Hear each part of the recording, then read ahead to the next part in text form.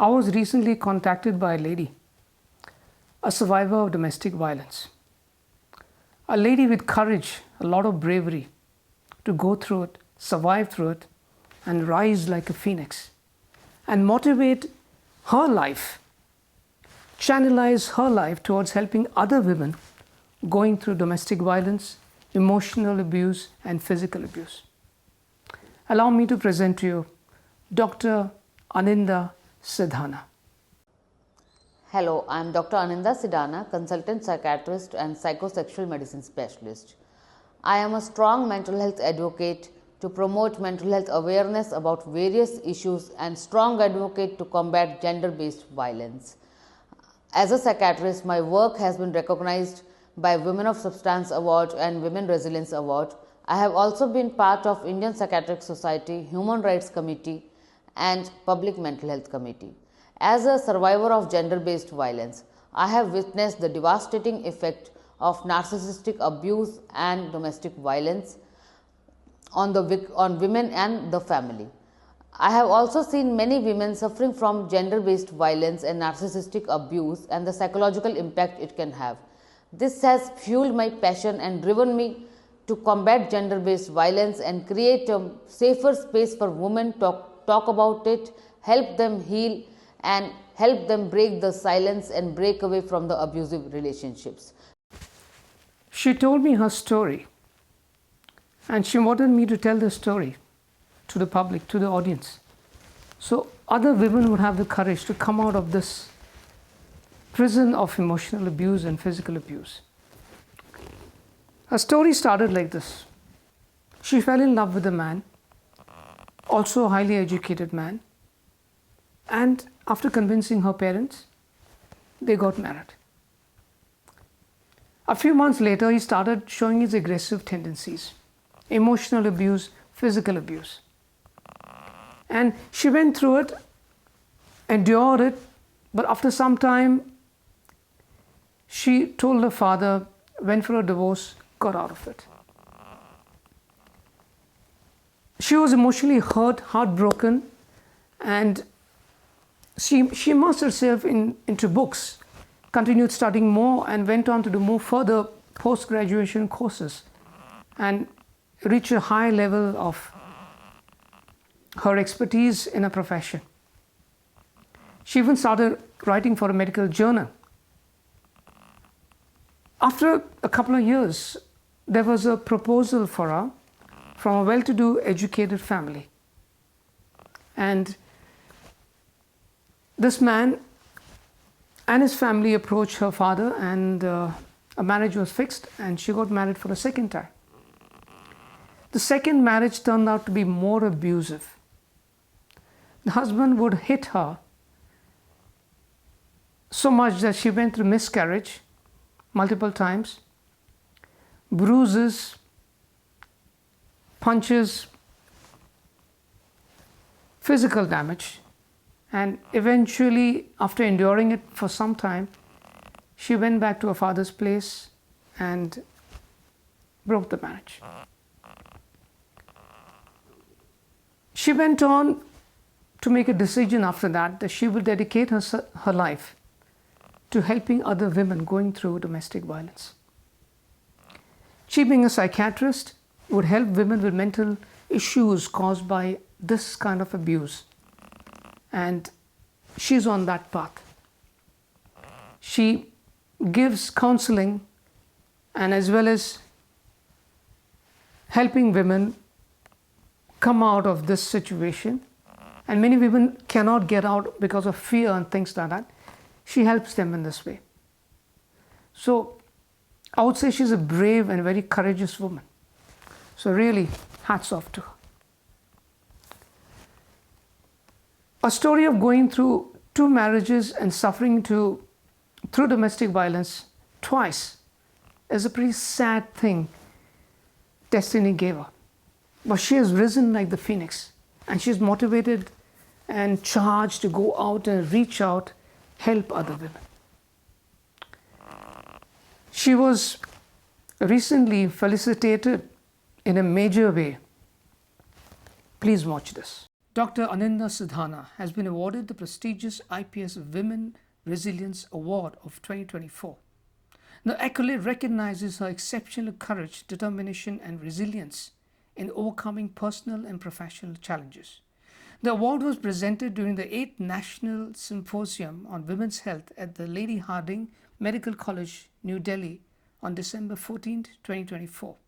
Srimati Vijaya Bharati Sayani, Acting Chairperson of the Human Rights Commission, was the chief guest, and IPS President Dr. Lakshmikant Rathi presided over the ceremony. Dr. Sidhana's journey has been one of remarkable perseverance. She now advocates for women's mental health, aiming to raise awareness, support survivors, and inspire others through her story. Dr. Sidhana's achievements stand as a beacon of hope, inspiring resilience and determination in the face of adversity. The speech she gave was also very heart-touching. This is her speech.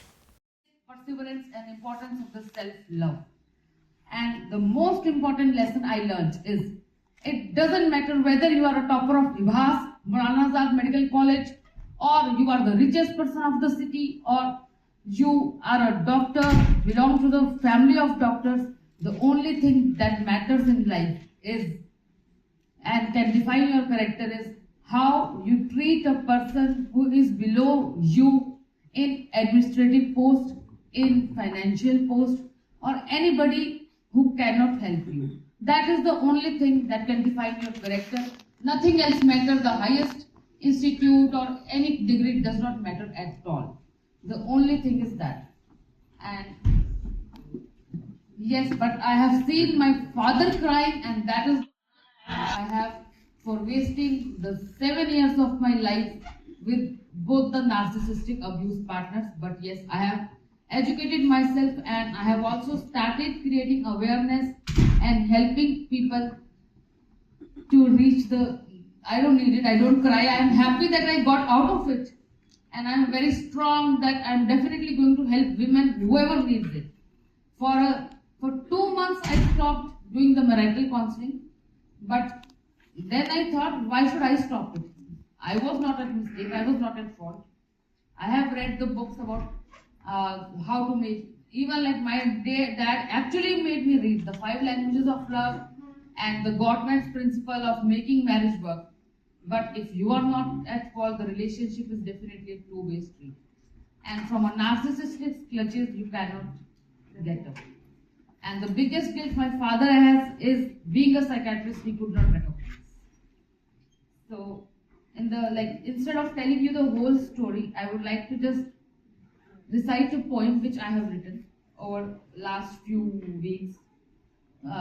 Though everyone thinks born with a silver spoon, or so they say, and a life of privilege, in a world of disarray, but little do they know the struggles I have faced. A story of resilience of a heart that has been replaced. I was on cloud 9 when I landed my dream job at IBHAS with a heart full of cheer, but fell in love head over heels with the man who had bought me tears, narcissistic abuse, a toxic game, and shook my self-esteem, left me with heartache and shame. Still, I rose from the ashes like a phoenix born, healed myself, found fellowship in psychosexual medicine under guidance of Sir, and worked for Mental Health Forum during that COVID lockdown time. But again, I fell for a charming monster. In Hindi, I would like to say my whole family, even my father used to say like Shri Ram mil gaye. That was so charming. But that was a horror story which began in September 2021. But again, that was the narcissistic clutches, and still now we are not able to diagnose whether it was narcissist, whether it was schizoaffective, what it was. And IVF cycles, 3 IVF cycles, 2 miscarriages, and a body worn with bruises, size, black eye, hematoma, bleeding from my head. Still, I didn't speak a word just to save my dad's reputation. because what will people say that again his daughter has come back. But then finally I found the courage and called my dad to walk out and say goodbye. Even if it's the 10th marriage, I am not going to stay. And it's not our fault, and your reputation I am not going to let it hurt, and I am going to make you proud in life.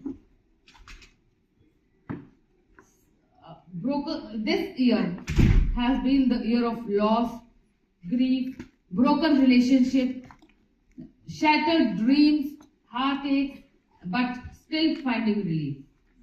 Seeing my dad feeling helpless and a system that fails. Despite the evidence, I have 40 photographs and the recordings that tell that he abused me. It makes me doubt the legal system, the fairness, and its might, but still I stand tall, resilient, and smiling, ready to fight. And I am definitely going to get justice.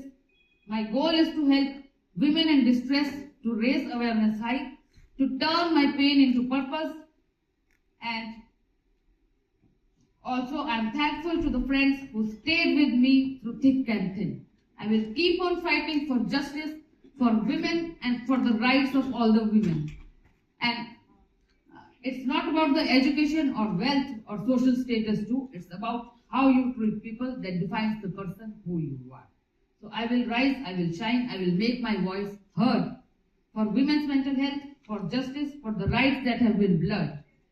So thanks a lot. And in the end, I will just say, when you start telling your story to heal others and help your pain to heal others, that means you have finally healed. And yes, I have healed, and I am ready to fight for justice, and I will get it, and I will definitely make my dad proud one day.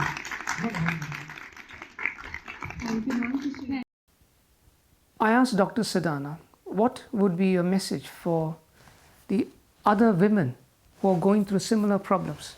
Domestic violence, domestic rape, emotional and physical abuse.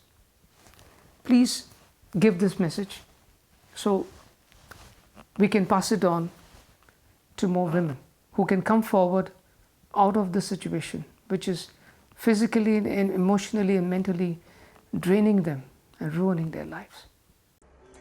As a mental health professional, I have a message for the women facing domestic violence and also for their parents and the families. I want to tell women that abuse of any kind is abuse. It can be physical, financial, emotional and spiritual. You don't have to tolerate any kind of abuse, and even if it's one thappad, one slap, and it is going to be repeated, so believe me, once an abuser is always an abuser.